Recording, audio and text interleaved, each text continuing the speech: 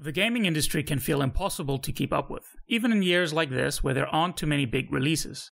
Yet still, with all the news, indies, expansions, and updates to major games, it's easy to let something fly under your radar. So let me do the honor of showing you this.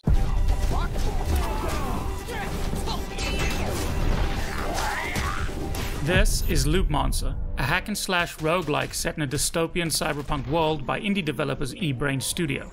Okay, I realize that basically sounds like a word bubble for the gaming industry of the past few years, but I believe Loopmancer will set itself apart with its combat and story. Loopmancer combat is fast and visceral. You'll be equipped with a melee and ranged weapon, accessory, and special abilities. And using all these tools in tandem feels satisfying. It is a smooth transition from slicing off arms with a katana to taking down enemies above you with a pistol to grappling up and dashing through them sword first. All of this is complemented by the game's gory visuals, doubling down on the video game power fantasy, making you feel like a badass for successfully combining your attacks and rewarding you with a spray of limbs, fire, and blood. If you've played games like Dead Cells before, the gameplay loop will be familiar to you. During a run, you'll be collecting temporary upgrades and currency. When you die, you'll wake up in your bed again, having lost all your temporary upgrades from your previous run, but able to spend that currency on permanent upgrades. So you'll never feel like you're not progressing, even if your runs haven't been going as well as you like. This may sound like you've been here before, and in some regards it is. It's playing into the roguelike specialty of easy to pick up and have a few runs before bed, but hard to master. I imagine we'll see Loopmancer YouTube videos of speedruns or insane boss fights. Where Loopmancer may have a leg up on other roguelikes is the story.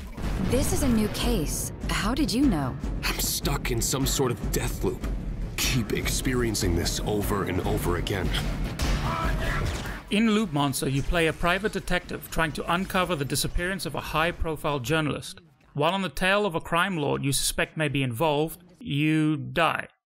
Admittedly, not usually how the story goes. But you wake up again, starting the events of the day again. Think Groundhog Day meets Beverly Hills Cop. Every time you die, you'll find yourself waking up that morning but able to retain your memories of the previous loop. There wasn't much further in the demo I played, but the writing and characters were funny and likable, and the narrative left me eager to solve the mystery, hoping to solve the case I found myself in and what that has to do with the time loop I'm trapped in.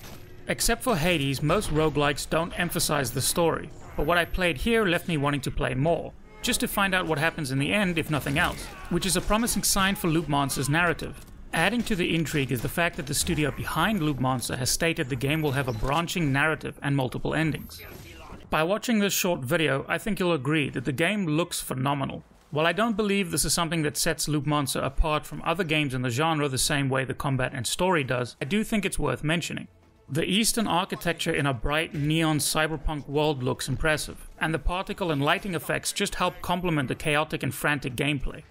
I really enjoyed the Steam demo of Loopmancer back in April, but that doesn't mean I didn't have a few concerns. Mainly with the difficulty and pacing. Most run-based games, especially those that allow for some kind of constant progression, are rather challenging, with the game designed with the intention of repetition. You're supposed to play different sections repeatedly until you perfect them by unlocking helpful tools or sheer skill improvement. Unfortunately, I did not find Loopmancer particularly challenging until I reached the boss at the end of the demo, which I then found very challenging. This difficulty spike kind of messed with the pacing. It felt odd that I could easily slice through enemies only to hit the stone wall at the end.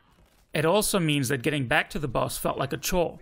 I couldn't sharpen my skills on the enemies leading to the boss as they were so much weaker. They ended up just being fodder I needed to get through to then practice again against the real challenge. I hope this was more the outcome of it being early in the game and a demo, and that once you've passed this boss, the rest of the game has a more linear difficulty. The other potential concern is that eBrain Studios is untested. This is their first full game release, so there isn't anything we can point to that would demonstrate the development team's capabilities.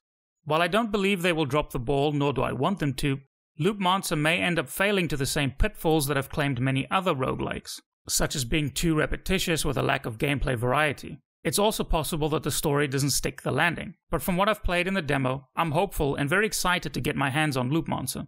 Fortunately, we don't have to wait long. Loopmancer is out tomorrow. So let me know in the comments, do you plan on picking this one up? Are you in the mood for more roguelike action? Let me know. Thanks for watching the video. If you've enjoyed the video, please don't forget to like and subscribe so you won't miss the next one. Thanks again, and I'll see you next time.